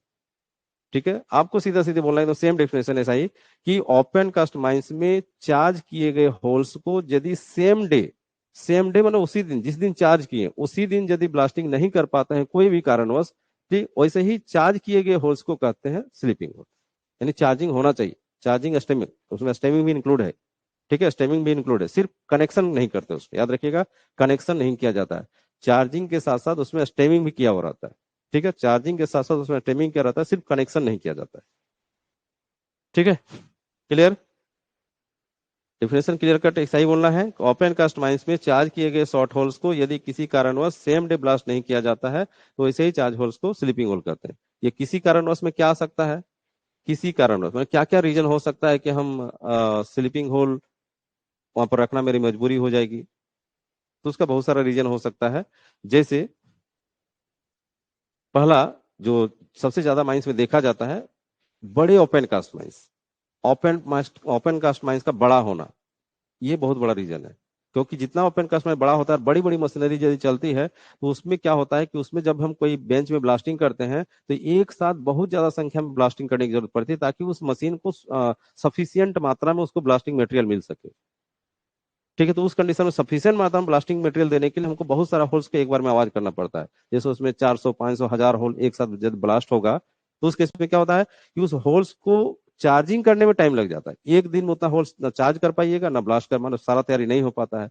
तो यदि कोई माइंस में एक साथ में बहुत ज्यादा होल्स को आवाज करने की जरूरत पड़ती है तो उस केस में सेम डे सारे होल्स को चार्ज करना पॉसिबल नहीं हो पाता है। तो आज कुछ होल को चार्ज किए, ठीक है, फिर कल कुछ और को चार्ज करेंगे, फिर परसों कुछ करेंगे, इस तरह 2-3 दिन में चार्जिंग कंप्लीट हो गया और ब्लास्टिंग सेम डे में कर दिया जाता है। तो इस कारण से भी आपका ये सबसे इंपॉर्टेंट रीजन यही है। तो सब स्लीपिंग होल रखने का मेन पर्पस यही होता है। कभी ये नहीं सोचिएगा, बहुत सारे बच्चे ये सोचते हैं ना कि जैसे कि हम चार्जिंग कर लिए और जो हमारा हैवी मशीनरी है यानी जो सॉवेल मशीनरी है या फिर जो भी और भी एक्सकावेटर है उसको हटाने लगे, मतलब ब्लास्टिंग करना है तो ब्लास्टिंग करने से पहले मशीन को हटाना होगा, तो मशीन हटाने लगे, हटाने के दौरान ना मशीन ब्रेकडाउन हो गया, मशीन ब्रेकडाउन हो गया, वहां से हिल नहीं पाएगा। अब उस केस में क्या हो गया कि आप वो होल ब्लास्ट नहीं कर पाएंगे, तो उस केस में स्लीपिंग होल रखना है। ये सही नहीं है, ये कंडीशन सही नहीं है। इसलिए सही नहीं हम बोल रहे हैं क्योंकि जब भी कहीं फेस में मतलब हम चार्जिंग करने जा रहे हैं तो चार्जिंग से पहले ही उस अगल बगल की जो मशीनरी है उस बेंच से हटा लिया जाता है। ये नियम है, भले ही माइंस में हटता है नहीं हटता वो अलग बात है, लेकिन हम बोल रहे कानून यही है कि कोई भी फेस में चाहे अंडरग्राउंड हो चाहे ओपन कास्ट हो, चार्जिंग करने से पहले ही उस फेस में जो मशीनरी है उसको हटा लिया जाता है। तो जब उस फेस में पहले ही मशीनरी हटा लिए तो फिर ब्रेकडाउन होने का सवाल कहां से आता है? इसलिए ये तर्क सही नहीं लगता हमको। ठीक है, प्रैक्टिकली भले कुछ और है, लेकिन आपको थ्योरी में यदि चलेंगे तो सही रीजन हमको ये समझ में आता है कि यदि किसी बड़े माइंस में एक बार में बहुत ज्यादा होल्स करने की जरूरत पड़ती है, वो सेम डे में यदि बहुत सारे होल्स को चार्ज नहीं कर पाते हैं तो अलग अलग टाइम में चार्ज करते हैं, ब्लास्टिंग हम लोग सेम डे कर लेते हैं। तो अलग अलग दिन में चार्जिंग कर करके जो रखे तो उस कंडीशन में स्लीपिंग होल रखने की जरूरत पड़ जा रही है। इसके लिए आपको डीजीएमएस को पहले से ही इन्फॉर्मेशन करके रखना होगा, मतलब पहले परमिशन लेने की जरूरत पड़ती थी, उस कंडीशन में प्री परमिशन यहाँ पर लेके रखना होगा। ठीक है, अभी परमिशन का कंडीशन डायरेक्टली नहीं दिया गया, डायरेक्टली मतलब आदेश निकाल दिया गया, इन कंडीशन को फॉलो करते हुए आप रख सकते हैं, पहले परमिशन लेने की जरूरत पड़ती थी। ठीक है, समझ में आए, कारण समझ पाए कि स्लीपिंग होल क्यों रखा जाता है? चलिए अब समझते हैं कि यदि आप स्लीपिंग होल रखते हैं तो क्या वो कुछ खतरा पैदा करेगी? स्वाभाविक है कि यदि बारूद भर के रख दिए होल आपका होल में और आप उस दिन ब्लास्टिंग नहीं करते तो जब तक उस होल में बारूद है तब तक खतरा है। ठीक है, तीनों शिफ्ट वहां पर काम चल रहा है, अगल बगल लोग काम कर रहे हैं, तो खतरा ही खतरा है। तो इसका मतलब क्या हो रहा है कि जहां खतरा है वहां पर प्रिकॉशंस लेना होगा। तो स्लीपिंग होल रखने के लिए क्या प्रिकॉशन लेना होगा, कौन सा कंडीशन को फॉलो करना होगा, तो वो भी बताया गया ऑफिशियल गजेट 2018 में। उसके अकॉर्डिंग यहाँ पर डिस्कस करने जा रहे हैं कि स्लीपिंग होल यदि आप अपने माइंड में रखते हैं तो वहां पर क्या क्या कंडीशंस को फॉलो करना पड़ता है।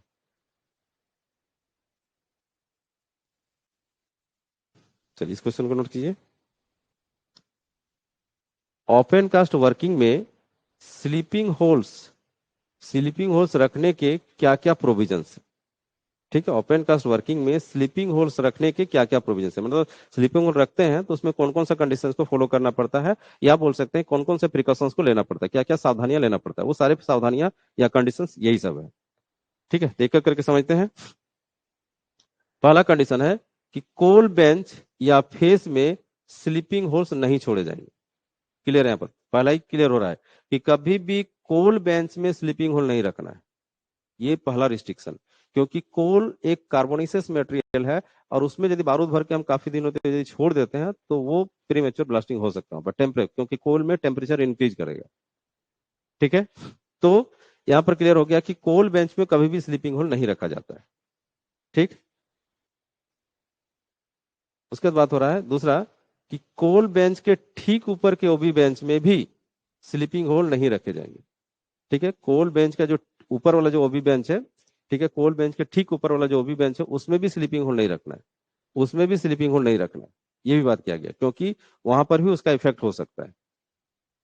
ठीक है, तीसरा है कोल बेंच के ठीक ऊपर वाले बेंच में यदि स्लीपिंग होल रखना हो तो यह इंश्योर किया जाएगा। यहाँ पर फर्स्ट में बोला गया कि कोल बेंच में तो किसी भी कंडीशन में नहीं रखना है, उसके बाद फिर बोला गया कि कोल बेंच के जस्ट ऊपर वाला जो ओबी बेंच है उसमें भी नहीं रखना है। लेकिन यदि बोला गया कि यदि उस कोल बेंच के ठीक ऊपर वाले यानी जस्ट ऊपर वाला जो ओबी बेंच है उसमें यदि रखना चाहते हैं स्लीपिंग होल तो बहुत सारे अदर कंडीशन को भी फॉलो करना होगा। जैसे अदर कंडीशन में ये सब आ जाता है, यानी कोल बेंच के जस्ट ऊपर वाला ओबी बेंच में यदि आप स्लीपिंग होल रखना चाहते हैं तो उसमें आपको ये सारे कंडीशन को फॉलो करना होगा। पहला है कि वहां हॉट स्टार्टर ना हो, मतलब वो जो बेंच है वो हॉट स्टार्टर नहीं होना चाहिए, हॉट स्टार्टर में कभी भी स्लीपिंग होल नहीं रखा जाएगा। ठीक है, दूसरा बोला गया है कि सभी होल्स के टेम्परेचर का रिकॉर्ड मेंटेन किया जाएगा। भले ही हॉट स्टार्टर नहीं है लेकिन फिर भी यदि कोल बेंच के जस्ट ऊपर वाला बेंच में यदि आप स्लीपिंग होल रखने जा रहे हैं तो सभी होल का टेम्परेचर मेजर करना होगा। ठीक है, सभी होल का टेम्परेचर को रिकॉर्ड मेंटेन करना होगा, रिकॉर्ड मेंटेन करना है। फिर बोला जा रहा है कि होल्स के बॉटम में टेम्परेचर मॉनिटरिंग के लिए पायलट होल बिना चार्ज के रखे जाएंगे, बिना चार्ज के रखे जाएंगे। ये बहुत इंपॉर्टेंट है, इसको समझिए। पायलट होल्स, ठीक है, समझिएगा क्या बोला जा रहा है कि यदि ये मेरा ओपन कास्ट है, बेंचेज है,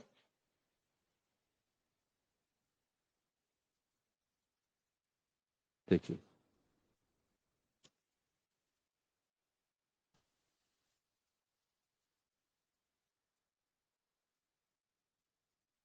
ठीक है, समझिएगा।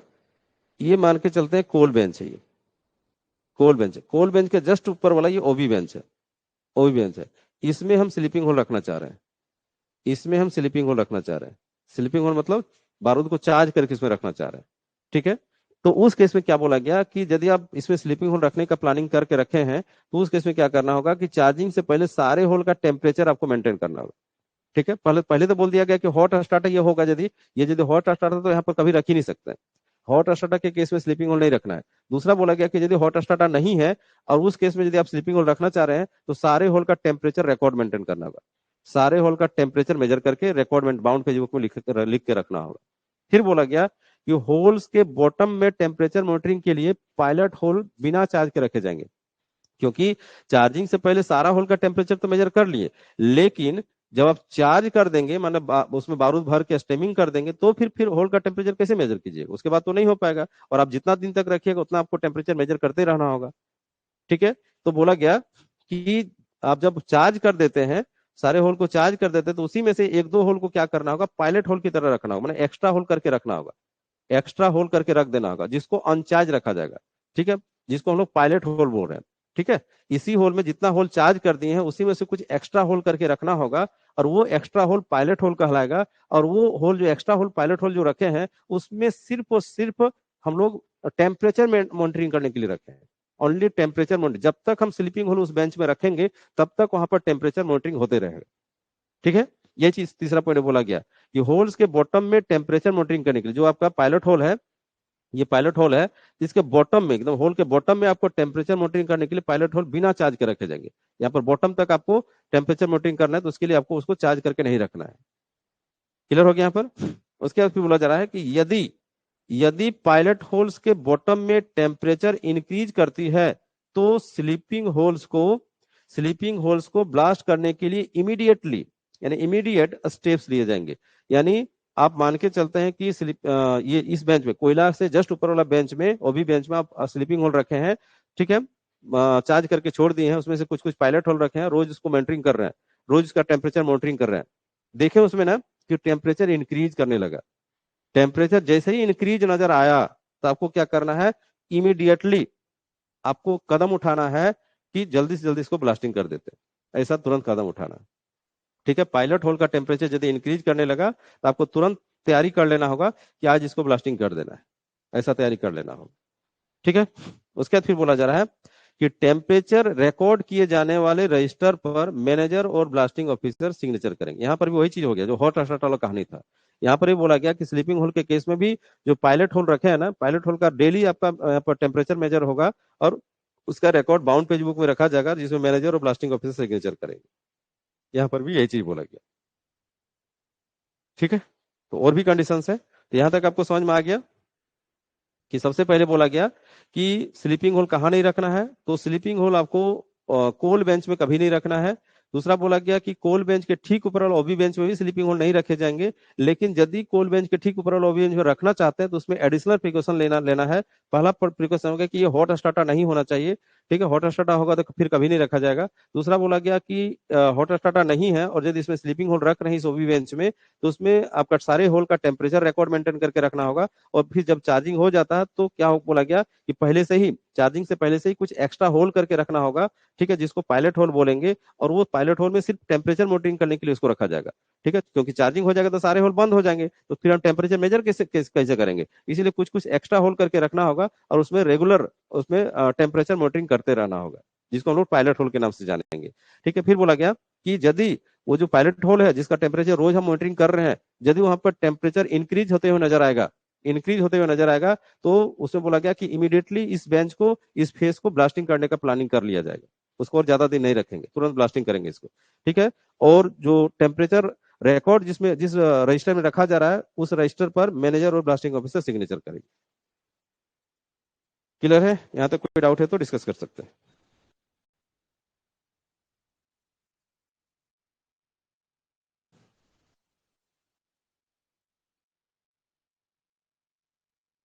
सबको समझ में आ गया यहाँ तक?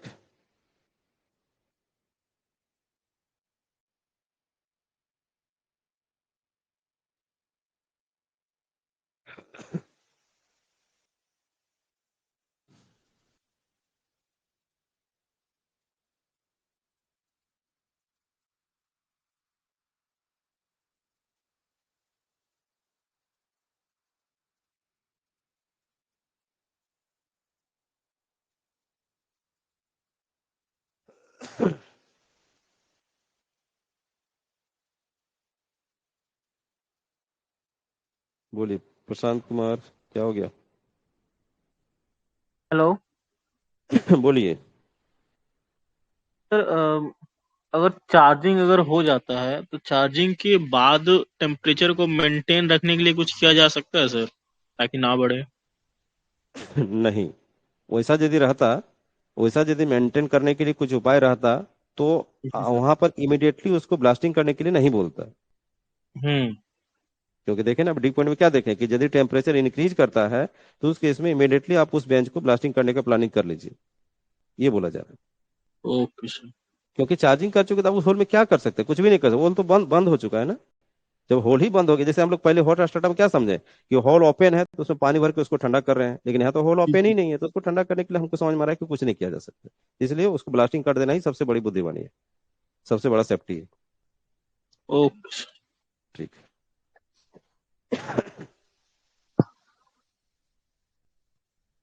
ठीक है, तो इतना कंडीशन कंप्लीट हुआ। आगे और भी कुछ कंडीशन है, उसको देखिए।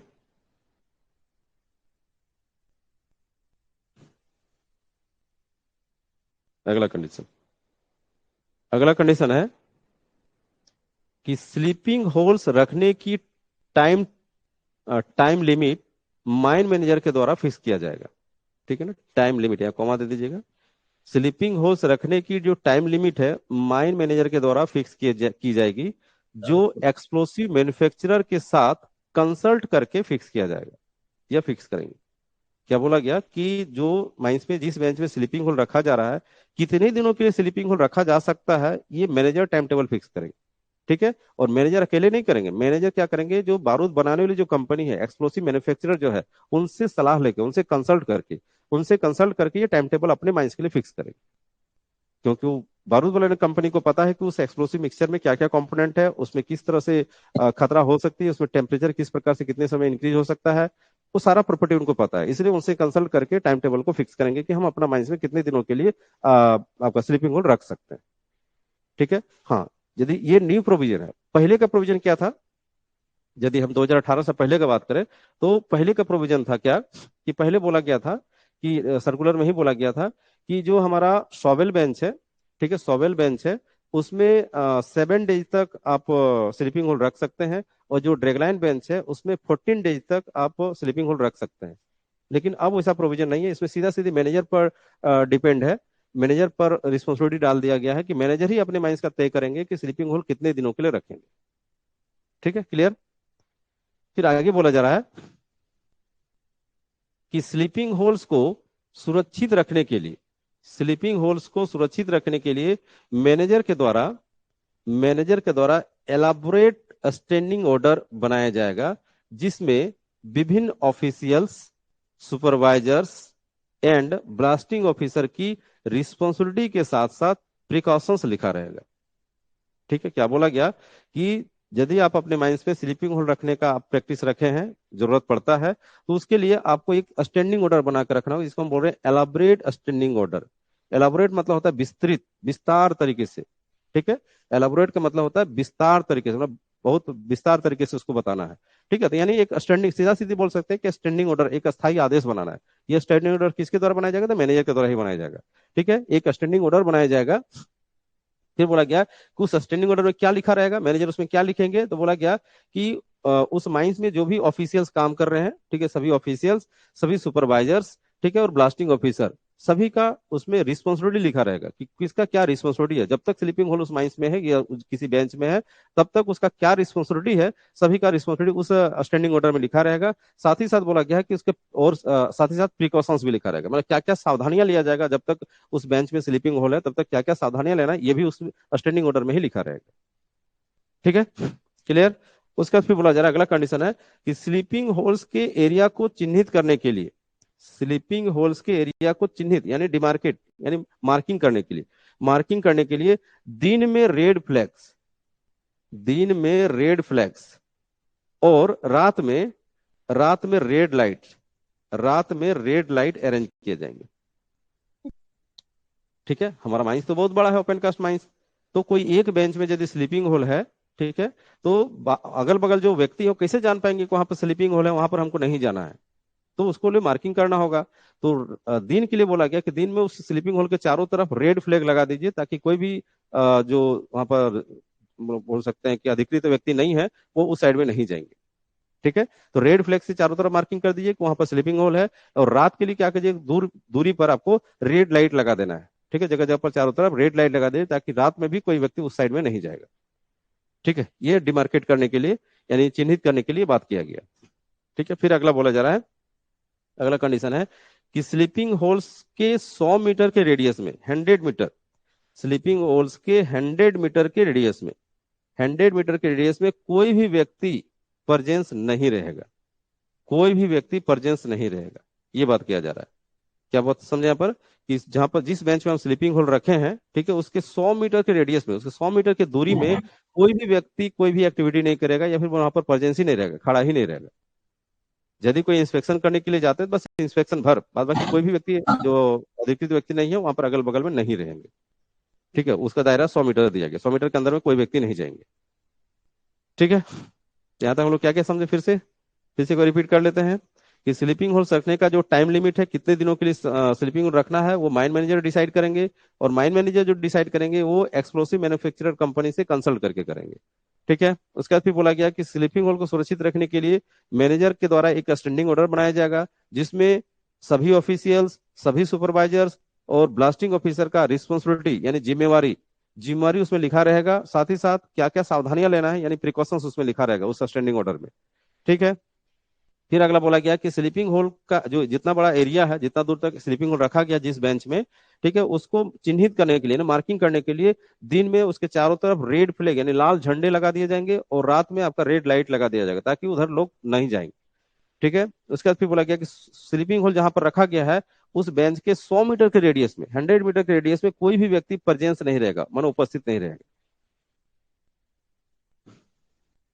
ठीक है, क्लियर हो गया? इसमें कोई डाउट है तो पूछ सकते हैं।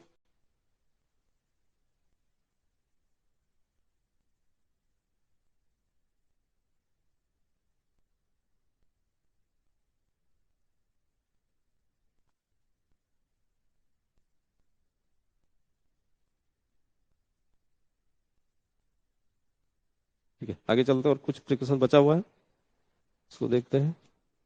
ये अगला प्रिकॉशन है, ये अगला कंडीशन, होल्स के फ्यूज वायर, होल्स का जो फ्यूज वायर है, ठीक है, यानी डेटोनेटर का जो वायर है, उसको इनकम्बस्टिबल मटेरियल से ढक दिया जाएगा, ढक दिया जाएगा, ताकि लाइटनिंग के कारण स्टैटिक इलेक्ट्रिसिटी पैदा ना हो। ठीक है, क्या बोला गया समझिएगा। ये जैसे कि इनका माइक चालू है, थोड़ा बंद कर लीजिए प्रशांत, माइक आपका चालू है।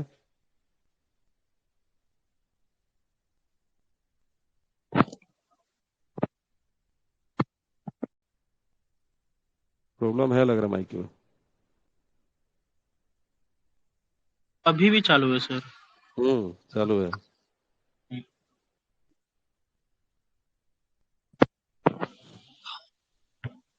ये देखिए कि ये आपका मान के चलते इस बेंच में हम लोग स्लीपिंग होल रखे हैं, इस बेंच में स्लीपिंग होल रखे हैं। ठीक है, या फिर यहाँ भी रख सकते हो, टॉप में भी रख सकते हो, कहीं भी रखने के लिए कहीं ये नहीं, खाली कोल्ड बेंच को छोड़कर। ठीक है, तो बोला गया कि स्लीपिंग होल जहां पर रखे हैं ना, बोला गया कि इसमें जो फ्यूज वायर है, मतलब इसमें जो तार निकला हुआ, जो डेटोनेटर का तार निकला हुआ है, सब में तार निकला रहेगा। ठीक है, सभी सभी डेटोनेटर का तार बाहर में निकला रहेगा। ठीक है, कनेक्शन तो सेम टाइम में नहीं करना है, कनेक्शन इस दिन नहीं करना है। ठीक है, लेकिन इसके अलावा बोल रहा है कि ये जो तार है उसको ढक के रखा जाएगा, इसको ना ढक के रखा जाएगा। ढकने के लिए बहुत सारा कुछ यूज कर सकते हैं, जैसे जो स्ट्रिंग मटेरियल है, स्ट्रिंग मटेरियल से आप ढक सकते हैं, या फिर ना लकड़ी का प्लेट बनाकर इसके ऊपर में रख सकते हैं। ठीक है, लकड़ी का प्लेट बना दीजिए, ढक दीजिए इसको, सारे वायर को ढक देना है, सारे वायर को ढक देना है, इसको सारे वायर को ढक देना है। क्यों ढकना है? तो बोला कि इसका रीजन बताया गया कि जब आपका थंडरिंग वगैरह होगा, ठीक है, बारिश के दिनों रेनी सीजन जब थंडरिंग वगैरह होगा, लाइटनिंग जब आएगा, ठीक है, लाइटनिंग जब होगा तो उसका स्टैटिक इलेक्ट्रिसिटी पैदा ना हो। ठीक है, थंडरिंग के कारण से इसमें बिजली चार्ज ना हो जाए, और बिजली यदि चार्ज हो जाएगा तो उसमें क्या होगा, ऑटोमेटिक ब्लास्ट हो सकता है, प्रीमेच्योर ब्लास्ट। ठीक है, तो ये प्रीमेच्योर ब्लास्ट होने से खतरे से बचने के लिए बोला गया कि सारा जो लीड वायर है उसको ढक के रखा जाएगा, ताकि जो आपका थंडरिंग होगा उसका जो लाइटनिंग आएगा तो लाइटनिंग से ये चार्ज नहीं हो जाना चाहिए। ठीक है, फिर आगे बोला जा रहा है कि और अगला प्रिकॉशंस है कि एक होल से दूसरे होल को कनेक्शन करके नहीं रखा जाएगा। ठीक है, कनेक्शन करके नहीं रखा जाएगा। जितने भी होल से किसी को कनेक्शन करके नहीं रखना है, एक भी होल को कनेक्शन नहीं करना है। कनेक्शन किस दिन करेंगे, तो जिस दिन आप इसको ब्लास्टिंग करने का प्लानिंग करेंगे उसी दिन कनेक्शन करके सेम डे में ब्लास्टिंग कर देना है। ठीक है, तो कनेक्शन करने का काम पहले से नहीं रखा जाएगा। ठीक है, उसके बाद फिर बोला जा रहा है कि हॉट स्टार्टा में स्लीपिंग होल नहीं रखा जाएगा। ये तो पहले भी हम बातचीत किए कि हॉट स्टार्टा में किसी भी कंडीशन में स्लीपिंग होल नहीं रखेंगे। हॉट हॉट स्टार्टा में किसी भी कंडीशन में स्लीपिंग होल नहीं रखा जाएगा। ठीक है, ये सब आपका ऑफिशियल गैजेट 2018 में ये सब सारा कंडीशन दिया हुआ है। इसके अलावा और भी कुछ प्रैक्टिकल कुछ कंडीशंस को आप फॉलो कर सकते हैं, जैसे कि जहां पर आप स्लीपिंग होल रखे हैं, यदि इसके ऊपर से ओवरहेड लाइन पार हुआ है, ओवरहेड लाइन पार हुआ है, ठीक है, ओवरहेड लाइन ओवरहेड लाइन पार हुआ है, तो उस केस में इसको या तो मतलब खोल दिया जाएगा। ठीक है, डिस्कनेक्ट कर दिया जाएगा, या फिर इसको डिस्चार्ज करके रखा जाएगा। ठीक है, या तो इसको खोल दिया जाएगा, नहीं खोलना संभव है तो इसमें बिजली आपको डिस्कनेक्ट करके रखना होगा, बिजली आपको इसमें नहीं चार्ज करना होगा। ये सब प्रिकॉशंस इसमें है, जो आपका ऑफिशियल गैजेट नहीं है, एज ए प्रैक्टिकल आप यहाँ पर ले सकते हैं। ठीक है, उसके बाद पहले का और एक प्रोविजन चलता था कि जब तक जिस बेंच में आपका ये जो स्लीपिंग होल रखा गया है ना, ठीक है, जब तक किसी बेंच में स्लीपिंग होल रहेंगे तब तक उस बेंच का जो चार्ज वाला जो सरदार या ओवरमैन जो होंगे, वो अपना रिपोर्ट बुक में, अपना जो स्टेच्यूटरी रिपोर्ट बुक है शिफ्ट इन में जो लिखते हैं, उसमें वो दिखाते रहेंगे कि इस बेंच में आपका स्लीपिंग होल है। वो जब तक रहेगा तब तक उसमें लिखते रहेंगे। ठीक है, उसका डिटेल्स के साथ लिखते रहेंगे कि इस बेंच में स्लीपिंग होल है, ऐसा वो रिकॉर्ड में रखेंगे। ठीक है, उसके बाद कोई भी अगल बगल में वेल्डिंग वर्क नहीं किया जाएगा। ठीक है ना, बोल सकते हैं कि कोई स्मोकिंग का काम अगल बगल में नहीं करेगा।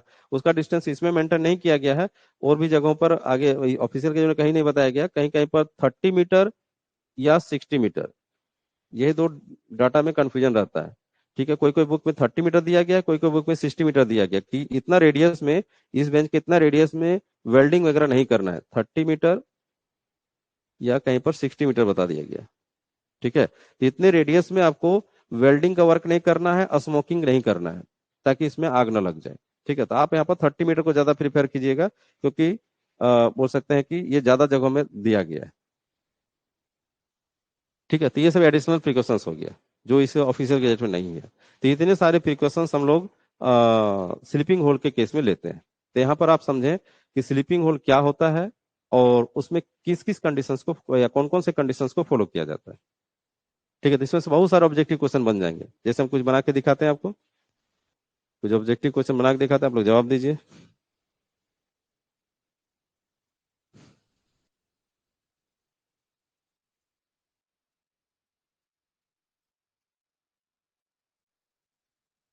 एमसीक्यू।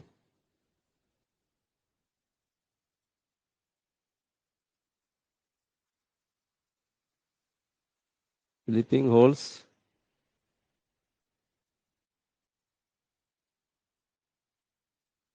इनमें से कहाँ नहीं रखे जाएंगे।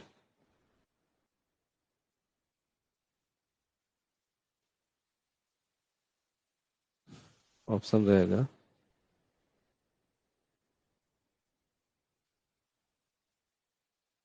होल बेंच,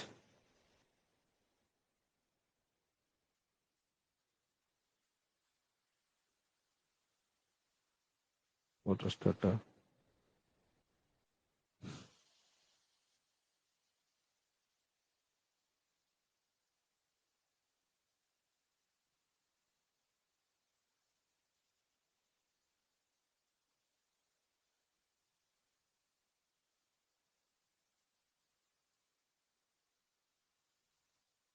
चलिए इसका जवाब दीजिए तो।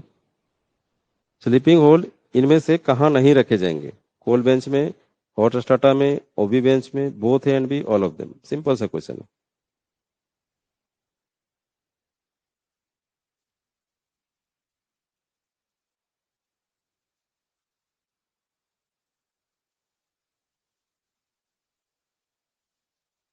ठीक है, समझ जाने पर सारा इजी है, नहीं समझने पर बहुत टफ।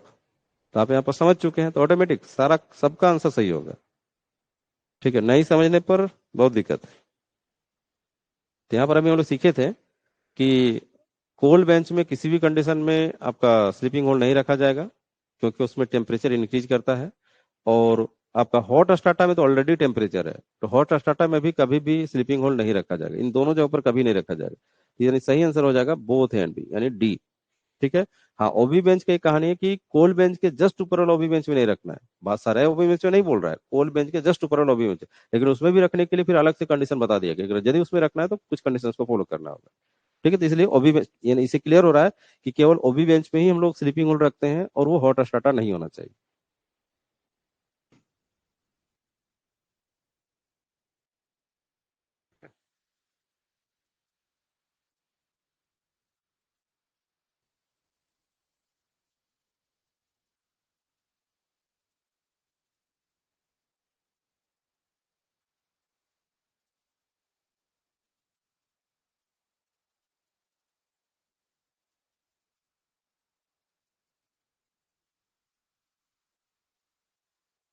क्वेश्चन पूछते हैं।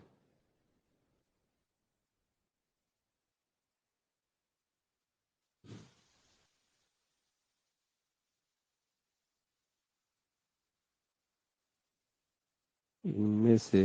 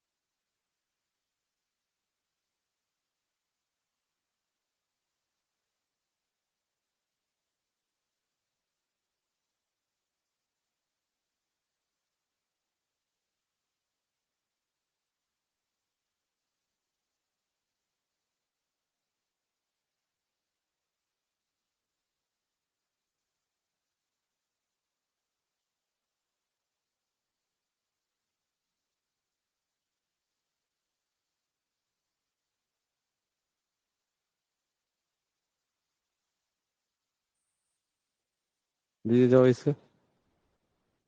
स्लीपिंग होल बोलते हैं किसको? ड्रिलिंग के बाद जो होल्स होता है उसको बोलते हैं, चार्जिंग के बाद जो होल बचता, मतलब होल बनता है उसको कहते हैं, या ब्लास्टिंग के बाद जो बचा होल होता है उसको कहते हैं, या सभी को कहते हैं?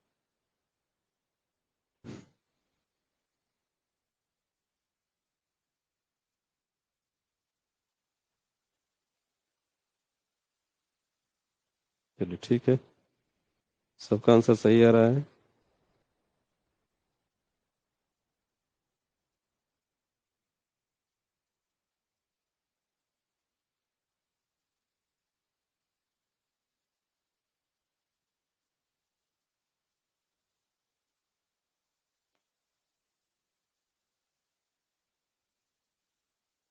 चलिए ठीक है।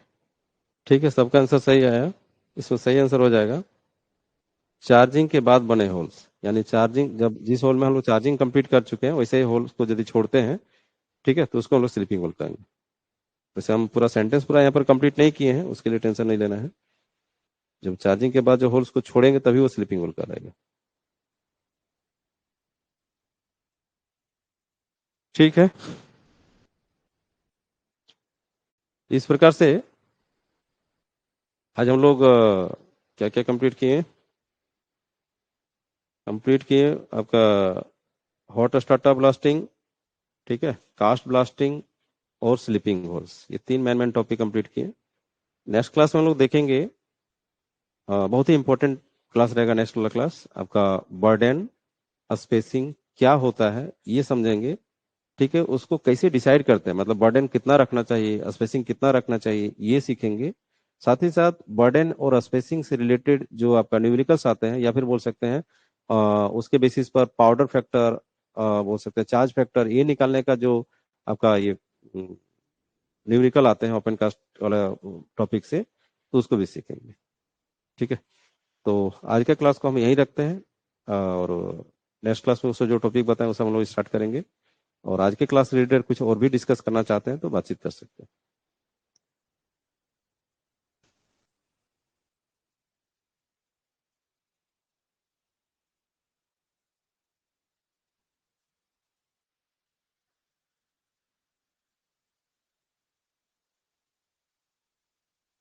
राहुल सिंह आपका एक्सेप्ट नहीं हो रहा है, इसका मतलब जो सत्यम थे ना उनका माइक में कुछ प्रॉब्लम था, उसके कारण से लग रहा है कुछ गड़बड़ हो गया। और आप हैंड राइज तो किए हैं लेकिन आपका एक्सेप्ट हम नहीं कर पा रहे हैं। कुछ ना कुछ किन्हीं का उधर से ही कुछ प्रॉब्लम होता है, माइक में किन्हीं का प्रॉब्लम होता है जिसके कारण से कुछ गड़बड़ हो जाता है। ठीक है, तो आपका जो यदि कुछ डाउट है तो आप चैटिंग करके बताइए, टाइप करके बता दीजिए। यदि कोई छोटा क्वेश्चन है तो टाइप करके बताइए, चैटिंग करके बताइए।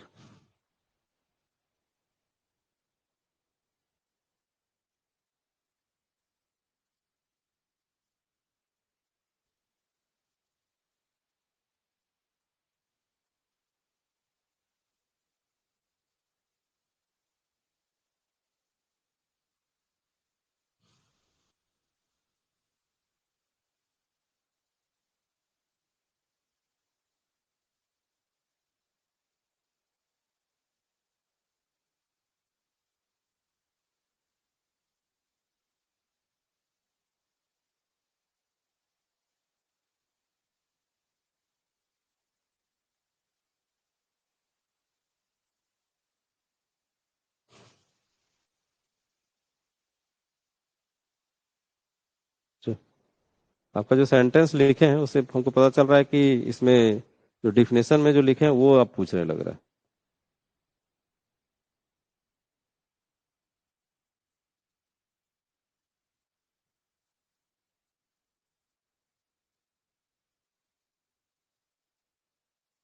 ये पूछ रहे हैं ना कि ओपन कास्ट माइंस में चार्ज किए गए शॉर्ट होल क्यों लिखे। शॉर्ट होल को यदि किसी कारणवश सेम डे, तो शॉर्ट होल देखिए वैसे क्या है ना, हम रीजन बताते हैं। शॉर्ट होल 2 वर्ड आपको बार बार मिलेगा, शॉर्ट होल और ब्लास्ट होल, ये दोनों वर्ड बार बार मिलेगा। ठीक है, शॉर्ट होल और ब्लास्ट होल दोनों को यदि हम डिफर करना चाहते हैं, दोनों वर्ड को यदि हम अलग अलग तरीके से समझना चाहते हैं तो आप ऐसे समझ सकते हैं कि शॉर्ट होल मतलब होता है कि कोई भी ऐसा होल जो चार्जिंग के लिए तैयार है। ठीक है, जो चार्जिंग के लिए तैयार है मतलब उस होल में सारा प्रक्रिया कर लिए हैं, उस होल को हम मेजरमेंट कर लिए हैं, जो भी उसमें क्राइटेरिया और भी फॉलो करना है वो कर चुके हैं, तो शॉर्ट होल कहलाता है। और ब्लास्ट होल क्या होता है कि वैसे होल जो ब्लास्ट के लिए तैयार है, मतलब चार्जिंग वगैरह कंप्लीट कर चुके हैं, ब्लास्टिंग के लिए तैयार हो, ब्लास्ट होल कहलाता है। लेकिन बहुत जगहों पर ये दोनों को ऑब्लिक में लिख दिया जाता है, और करके, और के लिए शॉर्ट होल या ब्लास्ट होल। ठीक है, जैसे कि अंडरग्राउंड माइंस में क्या होता है ना कि होल को चार्जिंग करने से पहले होल को हम लोग साफ करते हैं, क्रैक का जांच करते हैं, ठीक है, और भी डायरेक्शन चेंज करते हैं, ये सब बहुत सारा कुछ प्रक्रिया कंप्लीट होने के बाद उसमें चार्जिंग करते हैं, वो कहलाता है शॉर्ट होल। ठीक है, प्रक्रिया कंप्लीट हो गया, अब चार्जिंग के लिए तैयार तो शॉर्ट होल कहलाता है। ठीक है, लेकिन हम क्या बोले कि कानून में बहुत जगह पर शॉर्ट होल और ब्लास्ट होल ऐसे करके ऑब्लिक करके लिखा, मतलब दोनों को एक जैसा माना जाता है। तो आपको यहाँ पर एडजस्ट होना है। ठीक है, एडजस्ट होना है, तो यहाँ पर भी कोई दिक्कत नहीं है। यहाँ पर ओपन कास्ट माइंस में चार्ज किए गए शॉर्ट होल, ठीक है, जो जिस शॉर्ट होल को चार्ज कर चुके हैं। ठीक है, शॉर्ट होल वो बना तभी ना चार्ज किए, तो सही वर्ड है।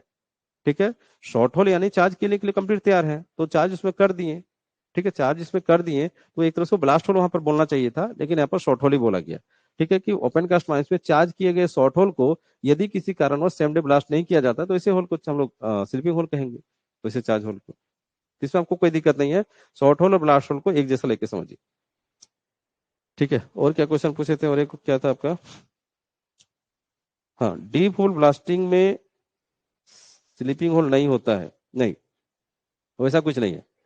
ठीक है, sleeping hole deep hole blasting भी हो सकता है और नहीं भी हो सकता है, कुछ भी नहीं, ऐसा नहीं। स्लीपिंग होल के लिए ये नहीं कंडीशन है कि डीप होल ब्लास्टिंग करेंगे तो स्लीपिंग होल नहीं रखेंगे, हम 3 मीटर या उससे छोटा होल करेंगे तो स्लीपिंग होल रखेंगे, ऐसा कोई प्रोविजन नहीं है।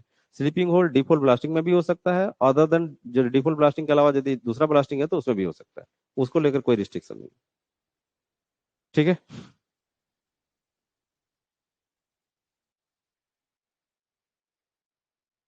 ठीक है, तो इसी के साथ आज का क्लास को यहीं ओवर करते हैं, नेक्स्ट क्लास से मिलते हैं।